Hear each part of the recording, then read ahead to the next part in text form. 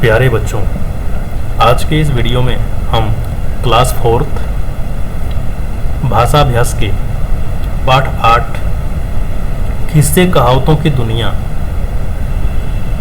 से संबंधित प्रश्नों की चर्चा करेंगे। कल की वीडियो में हमने आपको पेज नंबर 25 के 3 प्रश्नों को बता दिया था। आज चौथे, पांचवें और छठे प्रश्न की चर्चा होनी है। आपके सामने प्रश्न है चौथा नंबर कि नीचे दी गई चीज़ों को उनके रंग के अनुसार छांट कर लिखिए। यहाँ आप बॉक्स में कुछ रंग शब्द देख रहे हैं, जैसे नींबू, तवा, दूध, हल्दी, सरसों के फूल, दही, कोयला, चांदनी और धुआं। मैं उम्मीद करता हूँ कि आप इन वस्तुओं को पहचानते भी होंगे, इन वस्तुओं से परिचित भी होंगे, इनके रंग भी आप जानते होंगे।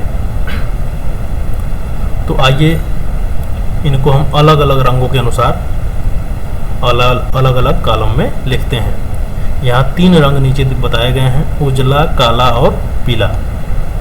तो इन सभी बॉक्स में जो शब्द दिए गए हैं, ये कौन कौन से वस्तु उजले रंग के हैं, इसको छांट के लिखना है। सबसे पहला दूध, उसके बाद उजले रंग का और क्या होता है, दही, और फिर एक और बता दीजिए, उसी बॉक्स से देख के बताना है, चांदनी। अब चलते हैं हम काले रंग में कि काला और क्या होता है। सबसे पहले तवा, जिस पे रोटी पकती है, आप देखे होंगे, और कोयला। इसके अलावा और क्या काला है, धुआं। ये सभी तीनों वस्तु काले रंग के ही होते हैं।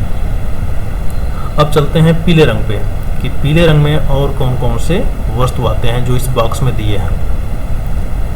सबसे पहले हल्दी, ये आप इसको प्रयोग करते हैं, आप देखे हैं पीले रंग की होती है। इसके बाद सरसों के फूल, ये भी पीले रंग की होती है। और क्या होता है पीले रंग में जो इस बॉक्स में दिया गया है, नींबू। तो ये सभी वस्तु आपने देखा, ये सभी कुछ उजले रंग के हैं, कुछ काले रंग के हैं और कुछ पीले रंग के होते हैं। अब हम चलते हैं प्रश्न नंबर 5 पे। दिया है कि नीचे दिए गए वाक्यों में मोटे काले शब्दों का लिंग यानी स्त्रीलिंग या पुल्लिंग लिखिए। बच्चों, मैंने अभी इसके पहले एक आपको वीडियो भेजा था जो लिंग से संबंधित थी, लिंग का पहचान, लिंग की परिभाषा और लिंग के भेद यानी स्त्रीलिंग या पुल्लिंग की पहचान कैसे करते हैं। तो आइए उस आधार पर हम यहाँ कुछ शब्दों के लिंग पहचाने। क है खीर बढ़िया बनी थी। यहाँ देखिए बनी थी, तो बनी थी, आई थी, गई थी, ऐसे जो शब्द हैं वे किस में आएंगे, स्त्रीलिंग में। ऐसे ही ख महल आलीशान था, तो यहाँ देखिए था हो गया, महल आलीशान था, गया था, आया था, जाता है, आता है, खाता है, पीता है, ऐसे जो शब्द होंगे वो क्या हो जाएंगे, पुल्लिंग। अब ग है झोपड़ी टूटी फूटी थी, तो टूटी फूटी थी यह पहचान में आ रहा होगा कि कौन सा लिंग है, यह स्त्रीलिंग। अब यही होता अगर टूटा फूटा था तो क्या होता, वह पुल्लिंग हो जाता, लेकिन यहाँ टूटी फूटी थी तो ये स्त्रीलिंग। अब बगुला उड़ गया, उड़ गया अभी मैंने बताया, आया, गया, खाया, पिया, ये सब भी जब ऐसे शब्द आएंगे तो वो शब्द क्या हो जाएगा, पुल्लिंग। अब बच्चों हम प्रश्न संख्या 6 पे चलते हैं। दिया है सही शब्द छांट कर खाली स्थान भरिए। साइड में एक बॉक्स दिया है जिसमें 4 तरह के शब्द हैं। शब्द है के किनारे, के पीछे, के आगे और के कारण।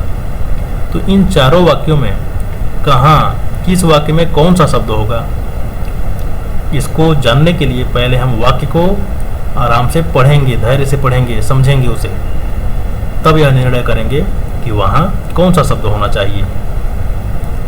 क्या देखिए दे दिया, क्या के कारण, यानी कि पेड़ गिर जाने के कारण रास्ता बंद हो गया। ऐसे ही ख है, सौम्या नदी, तो कारण तो खत्म हो गया। अब 3 शब्द बचे हैं, के किनारे, के पीछे, के आगे। तो कौन सा शब्द हो जाएगा यहाँ पे?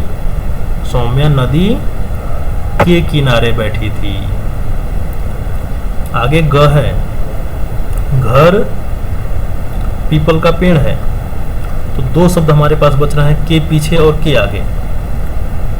तो बच्चों आपने देखा कि अधिकांश घरों के आगे ही पीपल के पेड़ होते हैं। लोग गर्मी के दिनों में वहां पर जा करके बैठा करते हैं।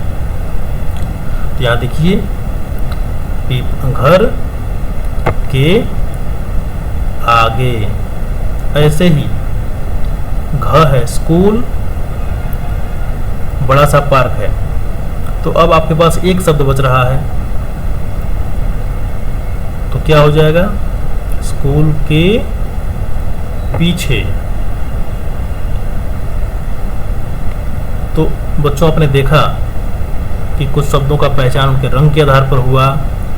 5वें प्रश्न में लिंग के बारे में चर्चा हुई और 6ठे प्रश्न में खाली स्थान के बारे में चर्चा हुई। ऐसे ही हम कल अगले पेज पे की चर्चा करेंगे। तब तक के लिए नमस्कार, धन्यवाद।